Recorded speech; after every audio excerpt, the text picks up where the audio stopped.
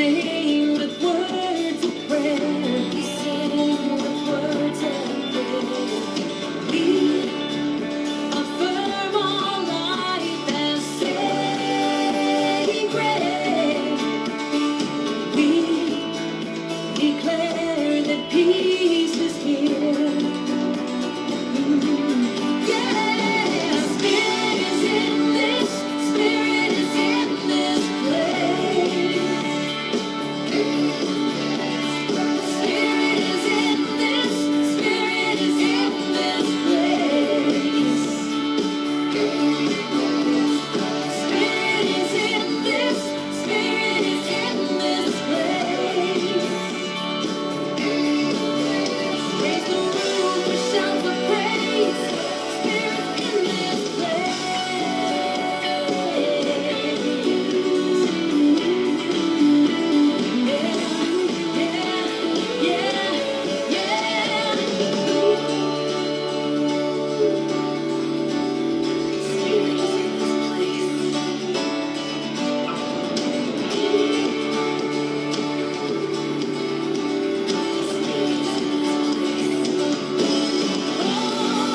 Spirit is in this, Spirit is in this place. Spirit is in this, Spirit is in this place. Spirit is in this, Spirit is in this place. Raise the roof with shouts of praise. Spirit in this place.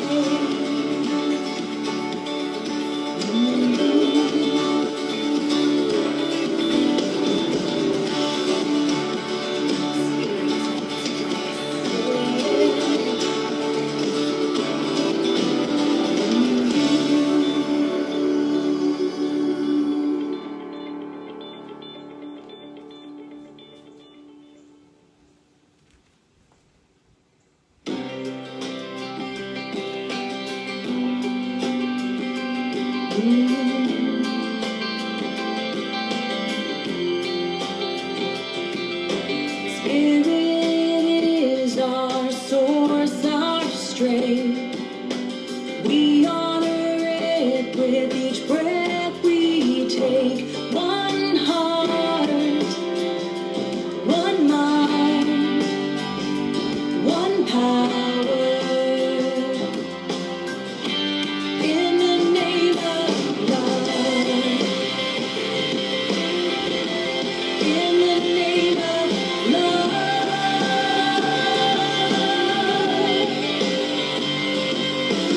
You build the bridges, I'll tear down walls.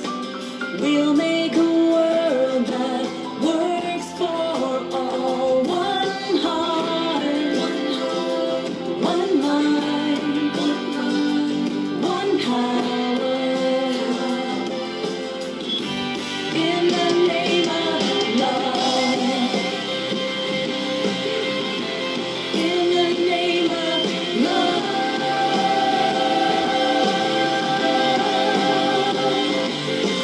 In the name of love, there is the truth behind the life we live.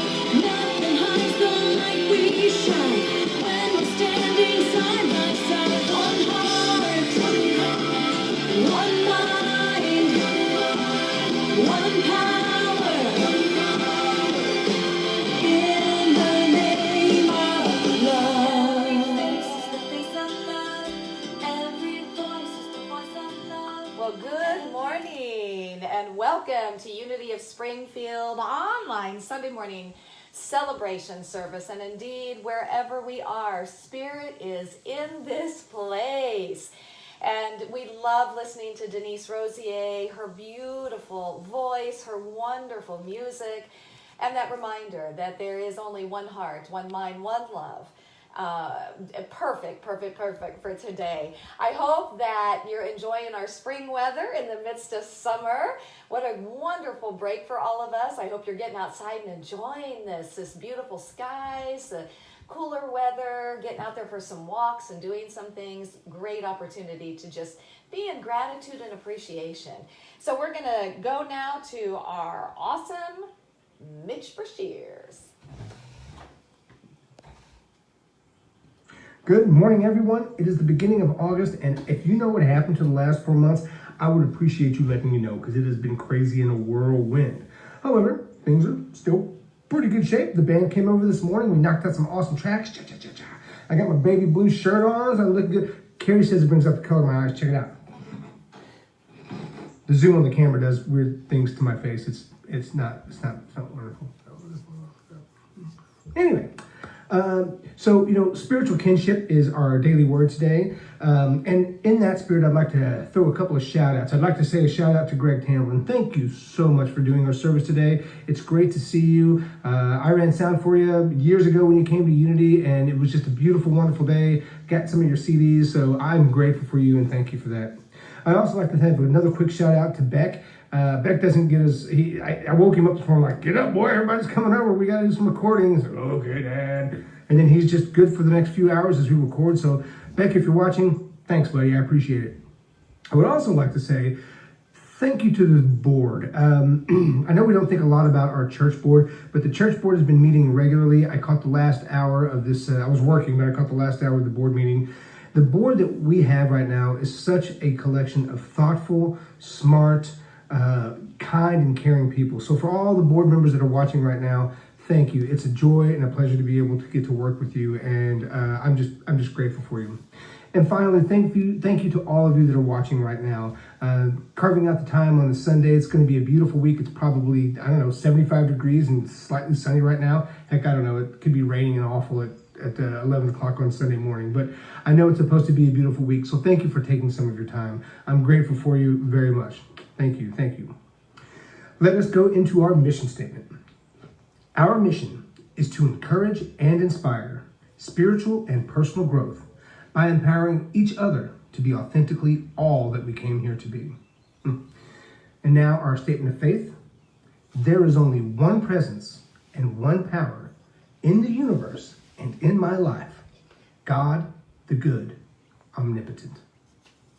As I said, spiritual kinship is into our daily word. Our affirmation is honoring my spiritual kinship with humanity. I express peace in the world. I'll say it again. Honoring my spiritual kinship with humanity, I express peace in the world. Scripture so clearly and powerfully describes the family of God. There is one body and one spirit. My compassion and caring for others leave no one out. I view humanity as a family made up of diverse and unique people who are learning about and from one another. Although traditions and practices may differ from person to person, from culture to culture, we share a spiritual kinship. When that sacred unity is honored, peace prevails. Peace, compassion, and caring that extend through the world begin with those same qualities expressed by individuals, one to another. I am willing to let peace begin with me.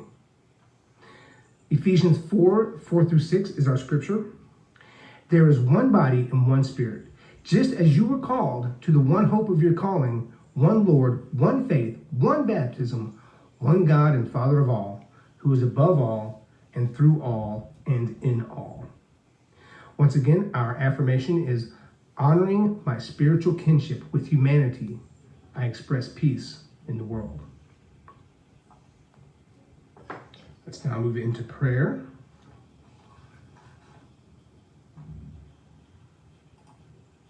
If you would like to place yourself or a loved one on the prayer list, please call the church at 417-887-2214 and leave a message. Or you can email us at ccunity@sbcglobal.net. This week, prayer was requested for Shelley, Mark and Marley, Alex, Mark, Sarah, Susan, Cheyenne, Beth, Ashley, Emily, John, Jane, and Dee. Let us pray. So quieting our minds, we affirm God is everywhere present and all is well. We are one with the divine. We are one with all. For those for whom prayer was requested, everyone worldwide, for ourselves and our loved ones. We pray for that inner peace. From chaos, we will be delivered. All needs met in a place of want. For enjoyable employment. For financial freedom in all areas we desire. For perfect health, and for health care in the place of disease. For fairness and integrity. For honor and respect for all ethnicities, all lifestyles, all spiritual practices. We pray for all who have been impacted by the pandemic to live a life even better than before. All mistreatment and racial bias be eliminated. All politicians, leaders of our government, and all countries express respect for themselves and for all peoples. God, we surrender our inaccurate idea that we are in control, knowing you are present in all situations, no matter the appearance. Filled with gratitude, we ask for all this or something better. We are love, peace, generous and kind, compassionate and thankful. And so it is. Amen. For those of you that remember last week, Carrie and I went on our 23rd anniversary annual flow trip. She has decided to keep me for an extra year. That's right, I get it in writing ahead. You have to prepay for that first year and next year. So I've got one more good one in me, which I'm pretty happy about that. We love you guys. We miss you guys. We're thankful for you. And thank you again to all the musicians that came over today. Namaste. And thank you, Mitch, and yeah, a huge thank you to Beck for doing what he does with filming our Sunday morning music. We appreciate you so much. A message didn't get to Mitch that Craig Tamlin is not going to be our guest speaker today. Paul and I were supposed to be in Colorado, but something came up for us, and so we didn't get to go this time. But when we do get to go, we've got Greg Tamlin's talk already. So I promise you that you are going to get to hear Greg Tamlin. So now we're going to enter into a time of meditation, and I shared this not too long ago. We're going to be doing a Child of Light poem in our meditation, and so I'm going to invite you to bring somebody into your mind and into your heart. It could be somebody that you just really want to express this energy to, that you love, but it could also be somebody that maybe you're challenged with, and you can bring them into your heart and into your mind. As we start our meditation this morning with Paul ringing our prayer bowl, and as he does so, I just invite you to take some deep breaths and allow your thinking mind to move into your heart space.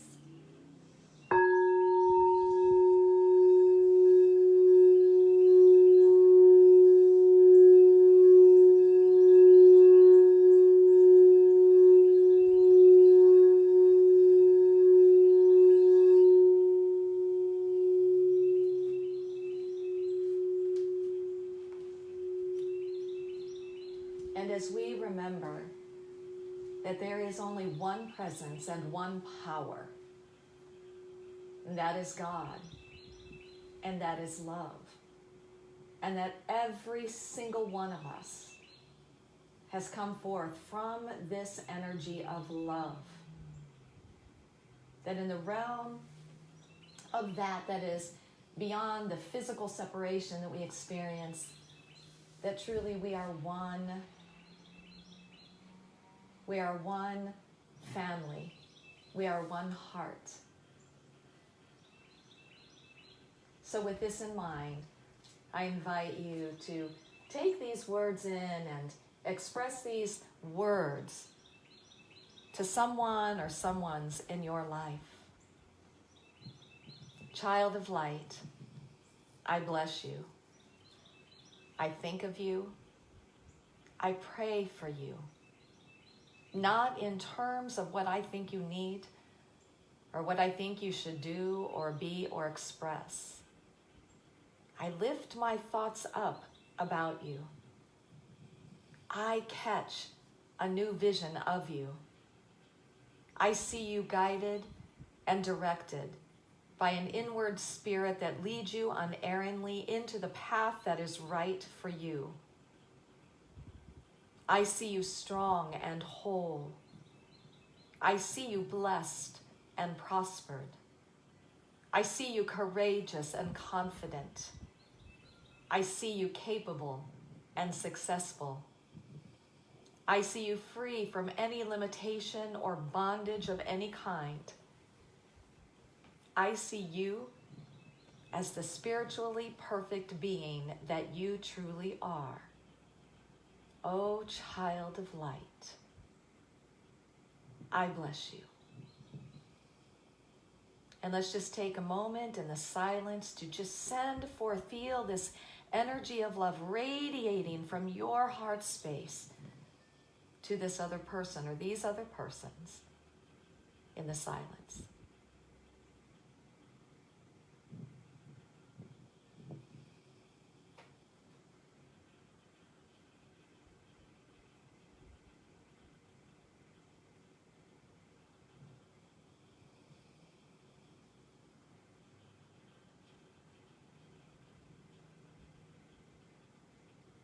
And so it is, and so shall it be.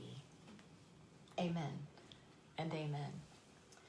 So our band, I cannot remember. I know they'll tell you which song they're doing. Breathe the Same Air by Daniel Nahmon. And I do want to share with you that I was in contact with John Russ last night, our music director. And so just something to look forward to. At some point, we're going to do an outdoor event at the church where the band and some of our soloists are going to share music with us. So I will be announcing that when the date is set, and of course it will be on Facebook, so look forward to that. In the meantime, here is our amazing band with Breathe the Same Air.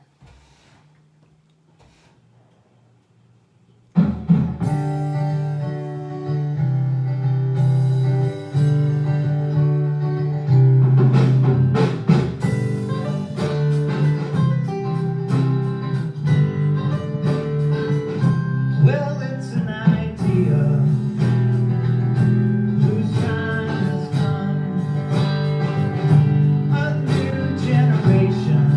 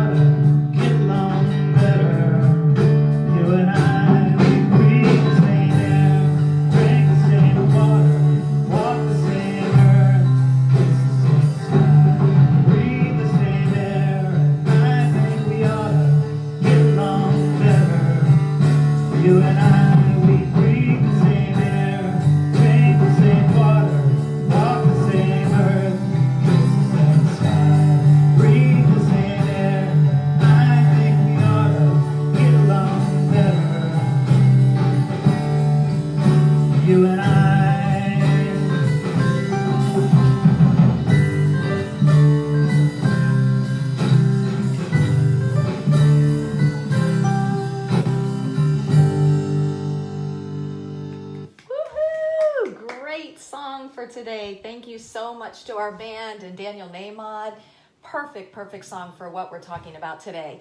So we are in a series based on the book This Life is Joy by Roger Teal. And every chapter that I read, I get so excited to share with you the depth of what Roger shares. He is an incredible teacher. And he was the senior minister at Mile High Church in Denver, Colorado, Centers for Spiritual Living, for decades. And so I'm very excited to share this with you. Now, I started by sharing a story that Roger shared about a man who had everything that our culture would deem like was success and should bring happiness. But what happened was this man felt hollow inside. So he sought out a sage, and the sage offered him an experience in which he would have to get out of this experience differently than he had in the past. And immediately he was transported to a dark cave. And it was cold, it was damp, there was no light, and he had to try to find his way out. And day after day, he frantically searched for any pinprick of light. He pushed against the walls, and this went on for days and days and days until finally one day, he just was so frustrated and so angry, and he was railing against God and railing against life itself and railing against the sage and even really berating himself. Until finally he just ended up in this heap on the floor, just crying, just so spent, so worn out. And in those moments, he just surrendered. And as he was laying there, he just opened himself up and said, I don't know who or what I am talking to, but I need help here. I can't figure this out on my own. And in those moments, there was a little bit of light that came from within him. And he decided to focus on that light and to open up to that greater something that he felt was there, but he didn't understand what it was. And eventually what happened was that every day he just meditated and he focused on that light until finally at one point he realized that the cave wasn't something that was outside of him, but rather the cave was inside of him. And in that moment, he was transported back, sitting in front of the sage.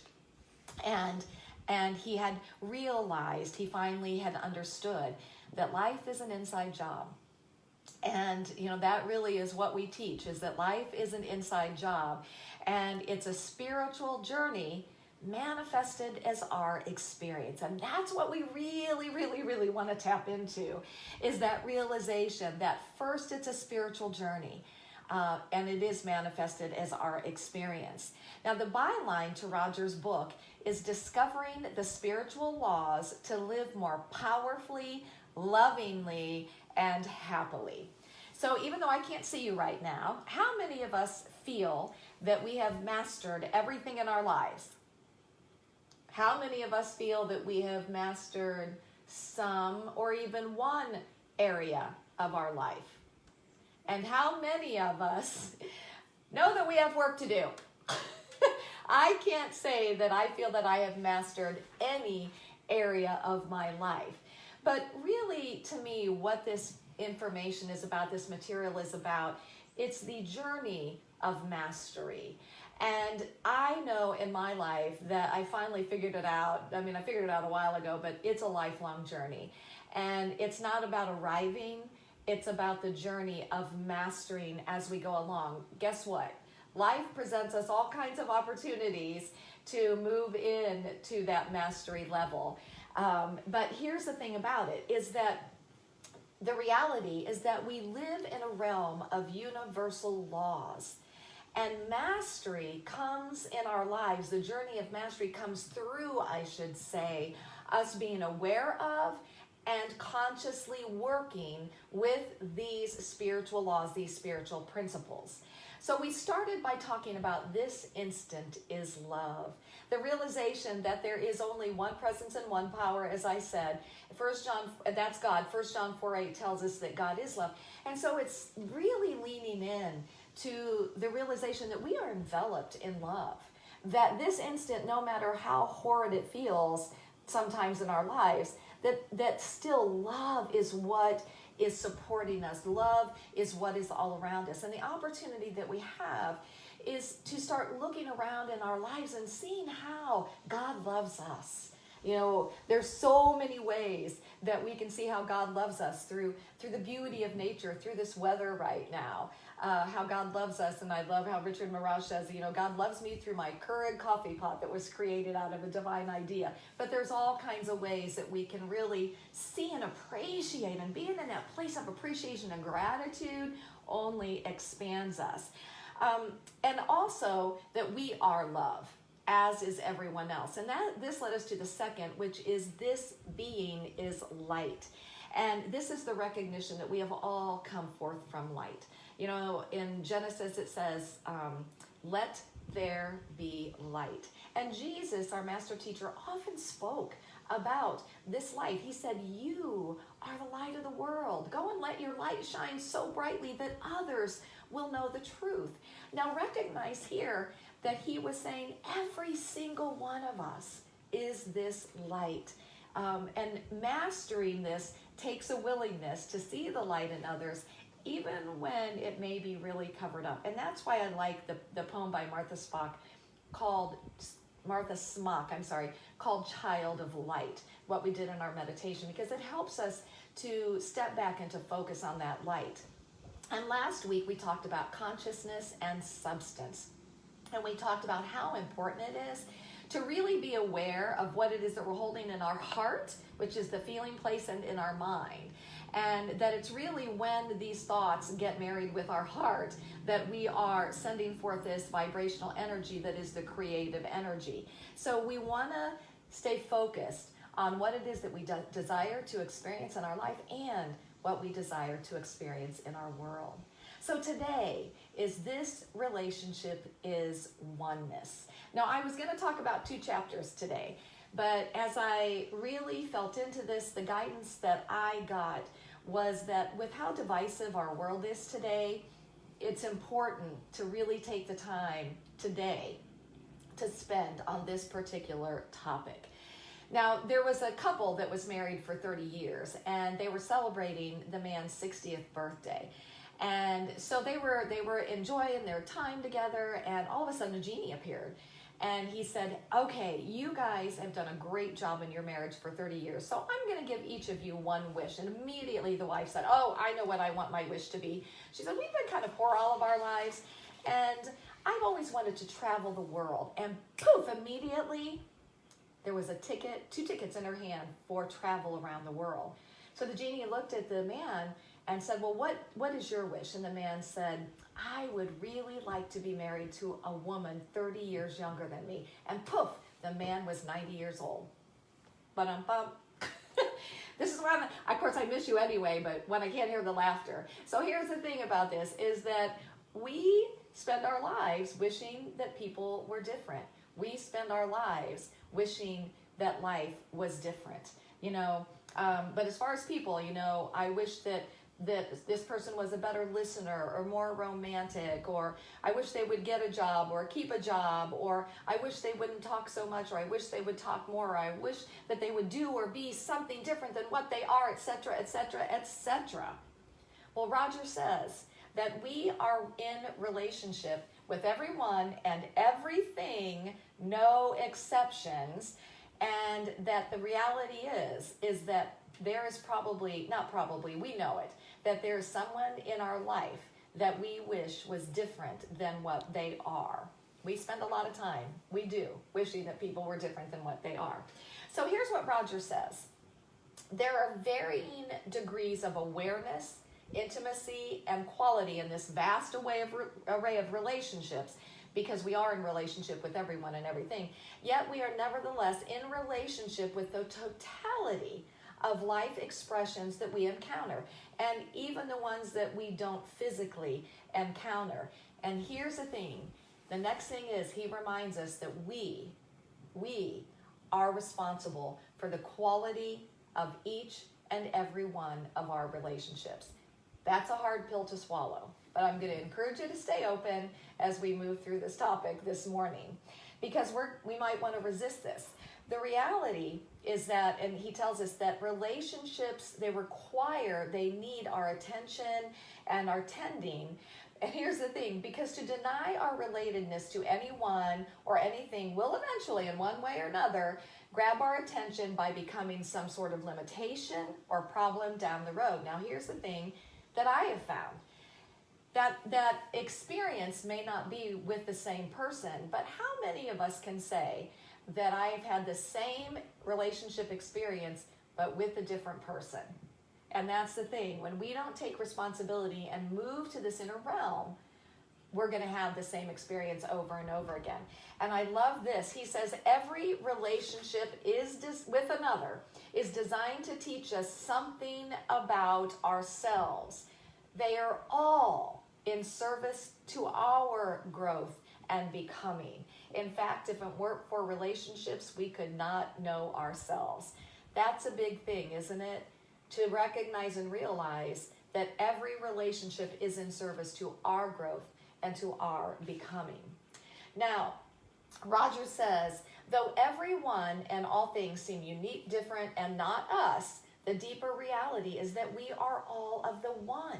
We are all expressing the same ultimate universal life or spirit. This is really important for us to not just get from a head level, but this is where we want to really take this into our heart and really get that deep realization that this is true. He says all life forms are the one life, God life, expressing as that being or that thing. This means that the unimaginable variety and multiplicity of creation is joined at the deepest level and in eternal, indestructible oneness. And I love that too, because in our human realm, there's a lot of destruction of relationships. But what he's saying is in that greater realm, we can never destroy a relationship, because the reality is that we are all one. Now, one of the things that Roger talks about that gets in the way in relationships is what's called the fearful ego. So here's some things he says about the fearful ego. He says the fearful ego finds it difficult to share and threatening to contribute to the well-being of others. The fearful ego feels disenfranchised and estranged, which makes others seem even more dangerous, especially if they are different in one way or another.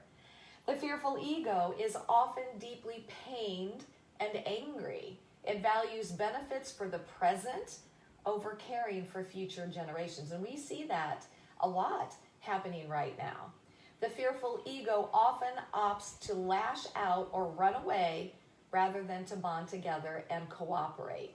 And the fearful ego loves conditionally, hear that, and only under controlled circumstances with carefully selected others.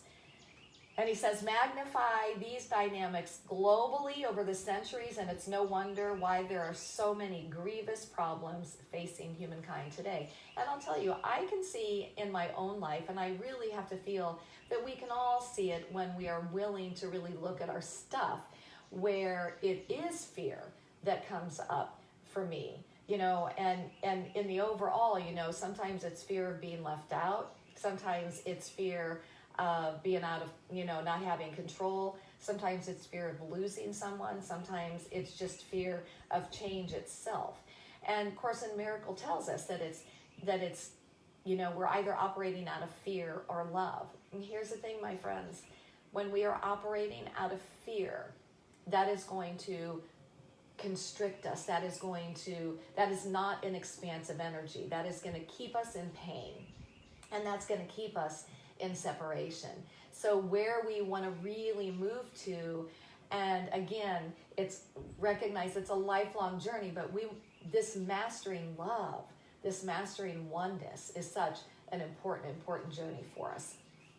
Another thing that Roger tells us is that each of us fills the role of both teacher and student in relationship, that we offer one another great gifts and opportunities for personal awakening. Now, sometimes we may not feel like the gift that we're being, that what we're being given is a gift, but again, when we are willing to step back and to really allow ourselves to go in and to allow Spirit to reveal to us, in our own beingness, where we are stuck or where we are in fear or where we are in that separation. Ultimately, we will see it as a gift. He said, and this is the thing, this is especially true in the most difficult relationships, the most painful and apparently divisive ones. These relationships are our greatest teachers. And again, I have to believe that you all would agree with me that that is absolutely true. That when we are willing to look at this from a spiritual perspective, that we can see the gift that we were given with whatever that relationship was. So the question is, who qualifies in this capacity in your life right now? And, it may be somebody that is personal to you. It may be, I know for many people, it's looking at government, at leadership. There's people in our lives who qualify in this capacity right now. And here's the thing. Every relationship, again, it presents us the opportunity to evolve and grow, but we have a tendency to make relationship issues about the other person. But the reality, my friends, is that if there's a relationship in our challenge in our lives, it's our opportunity. It's our gift to be able to grow spiritually. And again, even those relationships in which we never are personally in relationship with someone else, that happens a lot on social media, doesn't it? Where we don't even know people and we're in relationship with them and we're making them the bad guys. We're making them the ones that are wrong. And again, when it comes to just everything that's going on in our country and in the world today. Now, this doesn't take away responsibility from the other person, but here's the thing, that's their journey. Honestly, that part is none of your business. That's their journey for their spiritual awakening, whether they choose to accept that or not. And Roger reminds us our main job is to evolve ourselves and to remember that the other person, and here it is still and always will be our brother or our sister. And to remember that everyone is inherently good. Our job is to seek the light, is to seek the love, to seek what it is that we have in common. And, we've talked about this before, as Jesus said, when we look at somebody and we see them so different from us and we make them bad or wrong, they become our enemy. And he clearly says, pray for them, do good to them, love them, and bless them.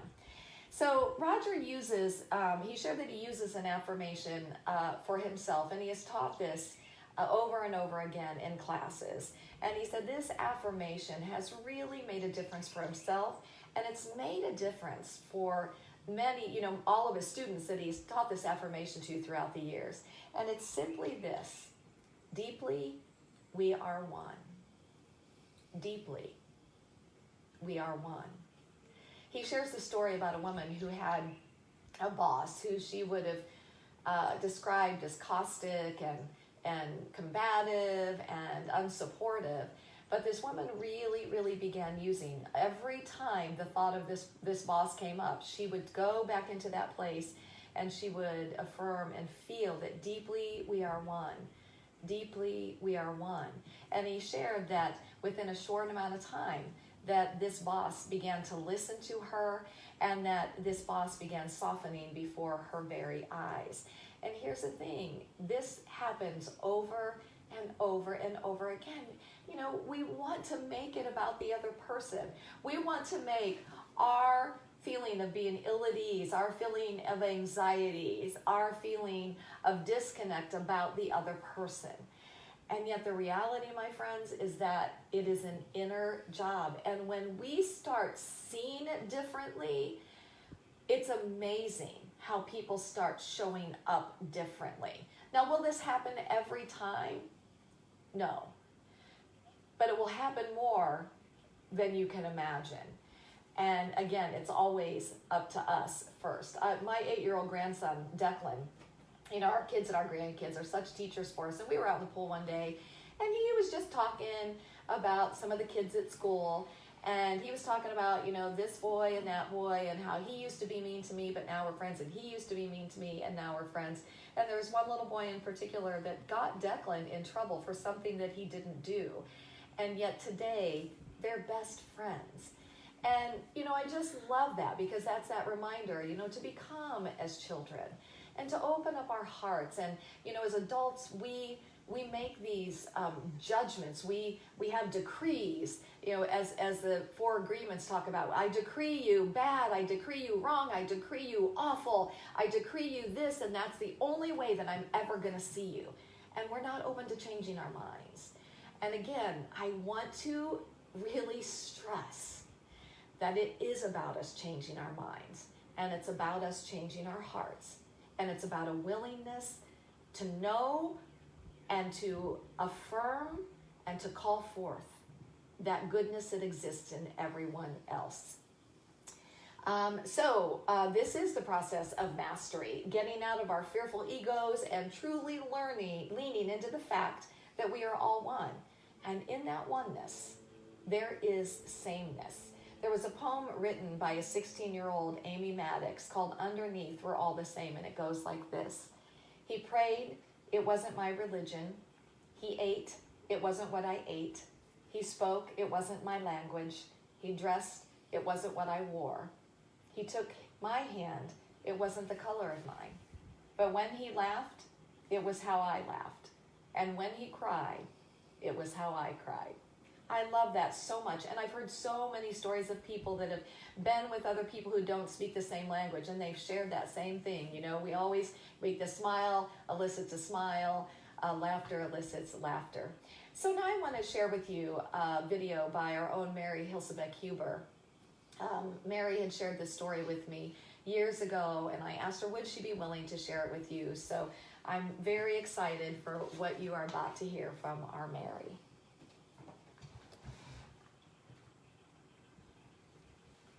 Good morning.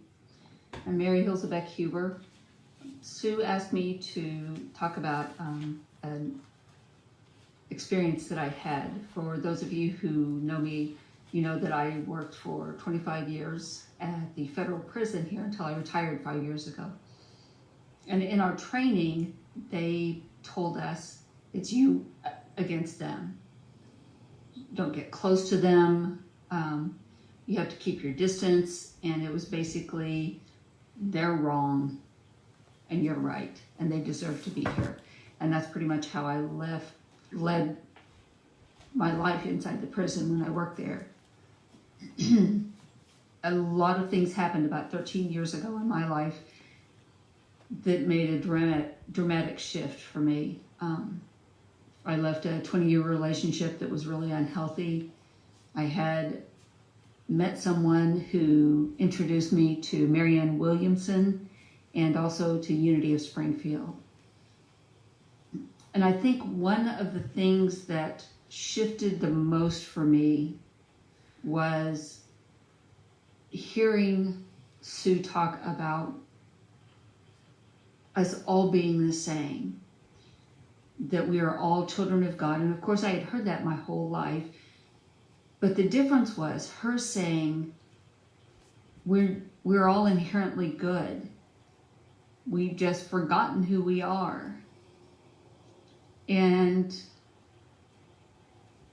for me, that created a huge shift.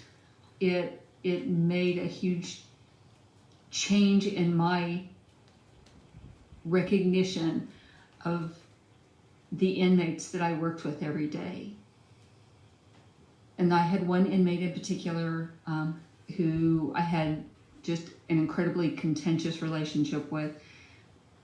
Every time we had to deal with each other, it was an argument and it was a confrontation. And he was in dialysis, and I worked in dialysis, so I saw him a lot. And I remember one morning going in, and when he came in, I just thought, I don't want to do this with you today. And so he sat down for his treatment, and the same friend had introduced me to a book called Zero Limits, and it is about the Hawaiian teachings of Ho'oponopono, which means letting go of negative energies within yourself and correcting an error. And I decided that that's what I was going to do with him. So usually when you clean someone's arm, you just take a swab and you clean it, because we were taught also you don't ever touch an inmate unless you absolutely have to. But I decided that I would take my hand and put it on the side of his arm and just leave my hand there. And as I cleaned his arm, I said a prayer from this book that says, I love you, I'm sorry, please forgive me, and thank you. And I said this silently the whole time that I was cleaning his arm, and I could feel him shift. I could feel him soften and become really still. He didn't say a word the whole time that I was starting his treatment. And the only thing that I said was, does everything feel okay? And he said, yeah. Then he leaned his chair back and fell sound asleep, and he slept through the entire treatment. And after that, I went and I called my friend and told her what had happened. And she said, imagine going through every day of your life and never having anyone touch you with kindness or with gentleness. And you get to do that every day. And it was completely transforming, because I realized that I did get to do that every day. And from then on, I did that. I would put my hand on each inmate that I came in contact with for their treatment. And I would say that prayer. He and I never had another crossword with each other the entire time I was there. I looked forward to him coming in. I looked forward to talking to him.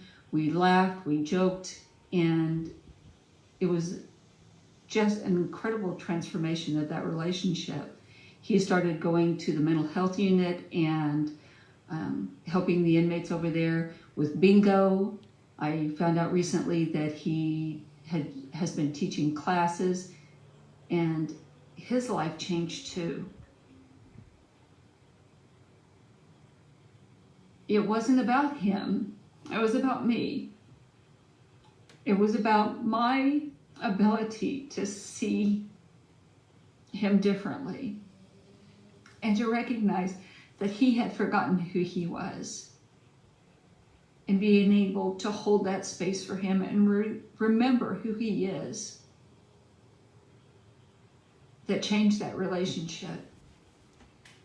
And it still is one of the most spiritual experiences, and one of my favorite experiences of my entire life. So thank you for letting me share it. Wow. Wow. That is powerful. Thank you, Mary, so much for following that guidance in you to go beyond what that programming was, to not touch them and to move into your heart space. And we know that's the thing, is there's so much power in that. So thank you, Mary. Thank you so much for sharing this with us. And I think we do have to become aware, more conscious of the programming that we've been given, but also the programming that we've given ourselves about people and about how we treat people, and begin to do it differently. I love thinking about, this person is just like me. Things like, this person is a child of God, just like me. This person wants to be happy, just like me. This person wants to be loved, just like me. This person has dreams, just like me. This person is vulnerable, just like me. This person has quirks and problems, just like me. It really helps us move into that sense of sameness. I love this quote. It says, if only our eyes saw souls instead of bodies, how different our ideals of beauty would be. Roger shares a story that he had seen on TV years ago during the end of the United States involvement in Vietnam. The war was over, but there were thousands and thousands of orphan children left behind who were hungry. So a ship had arrived with food and also carrying other supplies so that the children could be fed and cared for. And a film crew was there. And it showed that, the fence where the children were the fence was bowing as the children pressed in upon it. And as the gates were open, the children began to run towards where the food was. But all of a sudden, the film crew noticed that most of the children started to run someplace different that was out of range of the camera. So as they panned their cameras over, what they saw was that there's a group of nurses over there, and they were down on their knees, and they had their arms out to hug these children. And what they hungered for more than anything was that love and that connection. And that's a thing. And one of the things that I often have to remind myself is that, this person is showing up the way that they are because they are seeking love, and they don't know how to do that in a healthy and a positive way. And the one thing that I have that I can give is that I can give them this love, that I can choose to see them differently, that I can choose to speak of them differently, that I can choose to pray for them. And to do good for them, just like Jesus taught us. I love this quote by Rumi. It's out beyond ideas of wrongdoing and right doing. There is a field. I'll meet you there.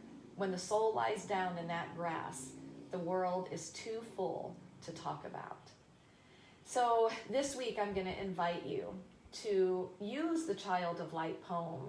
It is on our Facebook page. I'll ask Michelle to put it on our website. You can contact me personally on Facebook if you'd like a copy of it. I encourage you to use the affirmation that deeply we are one. Deeply we are one. And to really allow yourself to sink into that. I love that Mary used the Ho'oponopono. And using that is so interchanging, but it makes those changes all around us. And I encourage you this week to look for what you have in common. Look for the ways that you are the same with others that don't seem the same as you. Because I promise you, when we look for it, we're going to find it. So really, again, and I say this, and I hear other people say it, if it's not going to change unless we do something different. And what that says is that we've got work to do. But that work, not only, my friends, will that work change your personal life, but the work that you do will ripple out, and it will change others' lives, and it will ripple out and change more lives until ultimately we change the world together. Next week, we are going to be talking about this journey is surrender and this life is joy. So be sure to tune in next week. And I say to you from this, namaste, that the light in me recognizes and celebrates and loves the light in each and every one of you. And so it is. So now we have this opportunity in our service to support our ministry financially. And we thank everybody for the wonderful continued support of all of our ministry. You can go to our website at ccunity. I'm sorry, that is not true. unityofspringfield.org. You can give there. You can download our Tithely app and give through that. You can give through PayPal at ccunity@sbcglobal.net. Or you can send a check to 2214 East Seminole, Springfield, Missouri. And let us take that energy into our heart and into our mind as we say, divine love through me blesses and multiplies all that I have, all that I give, and all that I receive. And thank you, God, and thank you. So now we get to experience our band again. They're going to be singing. They're going to tell us in a second what they're singing. Let It Go by Cynthia James. Beautiful song.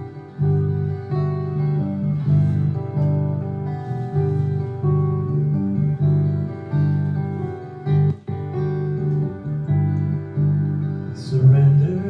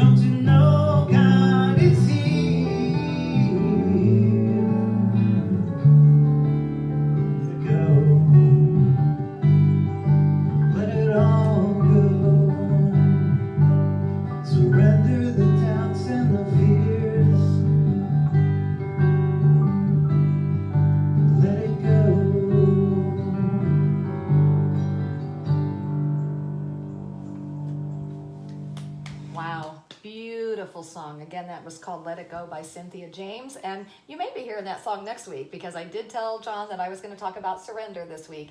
That is such a beautiful song that it would be fine to hear that song again next week. Thank you to our band, John Russ, John Merrifield, Lane Stiles, and Mitch Brashears, Beck for filming, Paul Day, thank you so much for being my cameraman every Sunday morning, and thank you to Dee for her beautiful prayers that she puts together every week. And I do want to let you know that Dee is turning the corner and she's starting to feel better, so we celebrate that. We do want to keep in our prayers Alex Trianowski. For those of you who do know Alex, Alex is under hospice care right now, so just hold her in the highest of God's love and God's grace as she and her family and all of us journey through this time. For those of you who weren't on last week, I wanted to show you that we have gotten a new roof on our church and also on our teen house.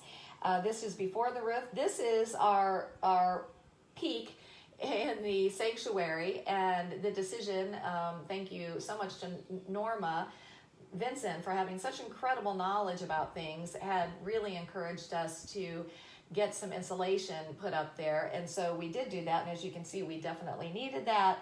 This is what it looks like now. Thank you so much to Blaine Stiles and Norma for heading this up, for all the work that you've done in this. We appreciate you so much.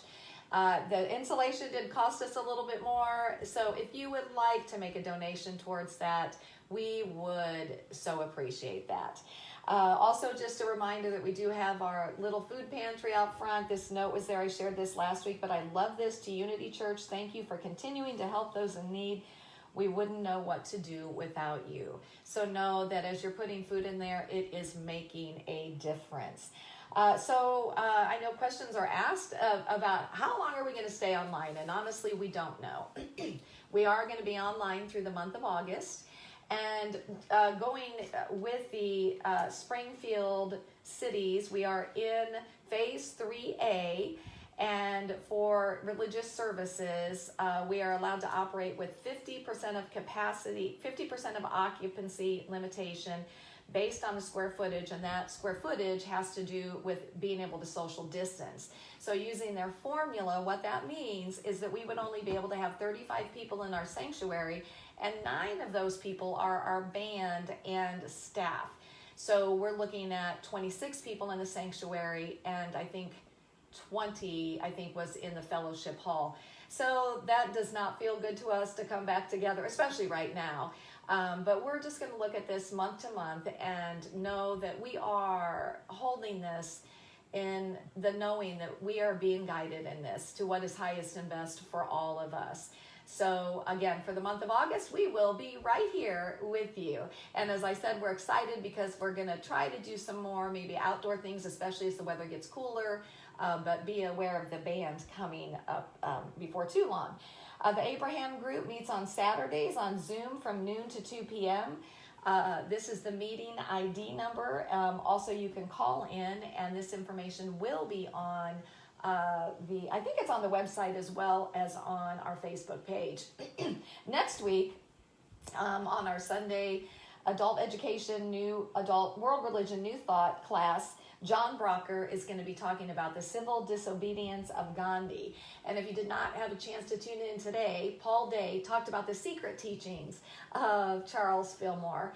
And I really encourage you to watch it.